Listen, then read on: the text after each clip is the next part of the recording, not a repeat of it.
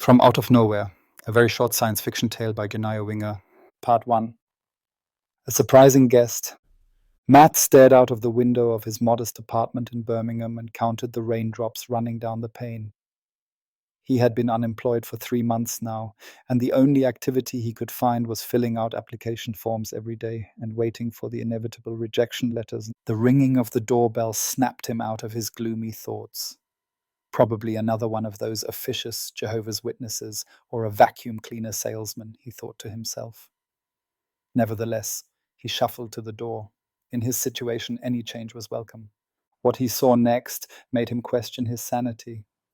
In front of him stood an imposing figure in a perfectly fitting grey suit with a red tie that looked like it had come straight from Lloyd's.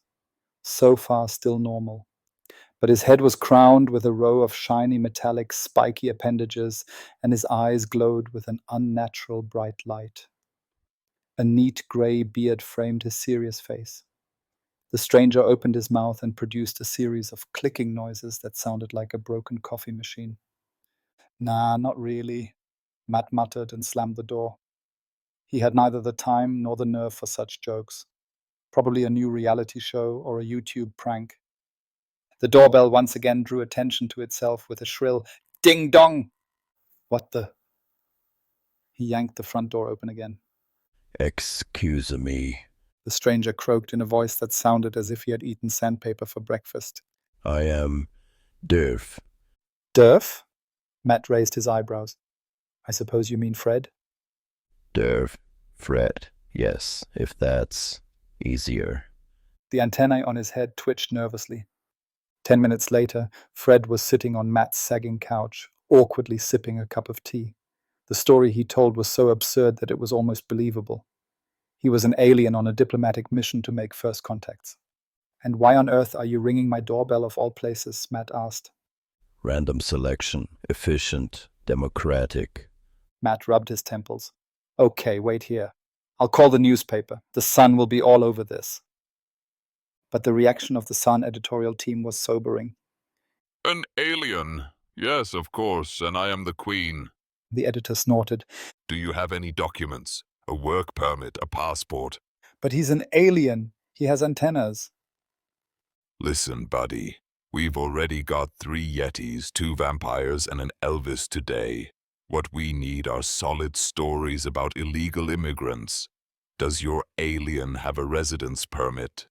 Matt spent the next few days dragging his new roommate from office to office. The residence registration office referred them to the immigration office to the driver's license office. He must have come here somehow.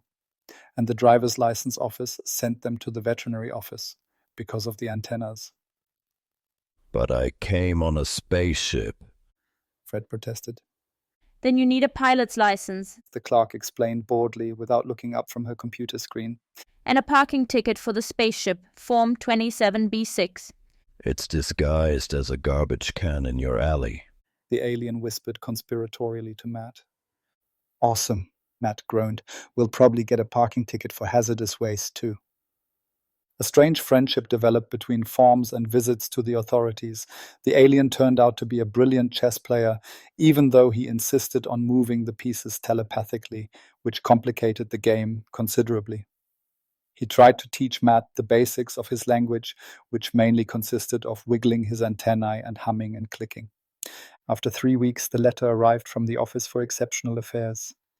Dear Mr. Durf, with reference to your application for recognition as an extraterrestrial life form, we must inform you that this category is not provided for in our forms. We recommend that you describe yourself as a person with special physical characteristics, Form 39C, or an immigrant of uncertain origin, Form 42D. You need a special permit from the Mobile Phone Authority for the antennas. Yours sincerely, I. Kafka. You know what? Matt said as he tossed the letter into the trash, next to the camouflaged spaceship trash can. Forget the bureaucracy. Let's open a pub. The Stranded Martian or something. The antennas are already a great marketing gimmick. Fred tilted his head, his antennae vibrating thoughtfully. Don't we also need one of this? If you say permit now, I'll put a kink in your transmission system that requires authorization. His antennae twitched in amusement. Agreed, but I'll mix the drinks. Deal, Matt grinned. As long as you don't try to telepathically mix them again. To be continued soon.